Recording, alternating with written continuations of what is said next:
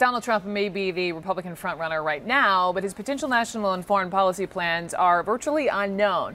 We are getting a little insight into what he would do about the Guantanamo Bay Detention Center in Cuba. According to a leaked memo, Trump says he would detain American ISIS supporters there. Let's talk about this with our CNN chief national security correspondent, Jim Sciutto. We know he has said he would take away the passports of Americans who fight for ISIS and put them in Gitmo. Is that even possible, Jim Sciutto? Well, not on current law. You know, this is, and there's already been an established legal practice for dealing with Americans accused of terrorism. And first of all, every other week we're seeing the Department of Justice, the FBI arrest Americans, sympathizers, et cetera, who they then process through the U.S.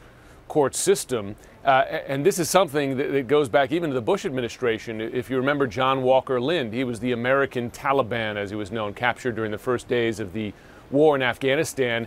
And he, recognized as a U.S. citizen right away, was processed again through the American court system. So you have, years, more than a decade of legal precedent of treating even people accused of terrorism, but if they're Americans, they have rights, and they're taken to court. They're not sent to Guantanamo. In fact, the only case of an American being sent to Guantanamo was a detainee who they did not realize was born in the U.S. until after they got him to Guantanamo. But it was built, in effect, for foreigners, for enemy combatants, and not for Americans who, one trouble with the Constitution, right, is Americans have rights, legal rights.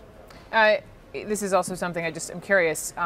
This is something that President Obama talked a lot about when he was first elected, closing Gitmo, and I'm wondering where does that stand now? Well, it's something that we're reporting out today. There have been delays, over the course of years. One of the issues is the number of Gitmo returnees who return to the fight. It's about 1 in 4. That's a problem. The other issue has been when you close it for the folks who are not returned to their home countries or released, where do you put them in the U.S.? There's been a lot of opposition to putting them at U.S. facilities. But we know the Pentagon is working on a plan. The president says that they will have a plan that they're going to show to Congress. One thing they're considering now, Brooke, is putting some of the detainees into military facilities here in the U.S., military brigs, as opposed to civilian prisons. But they're still working on the plans, and there have been a lot of delays.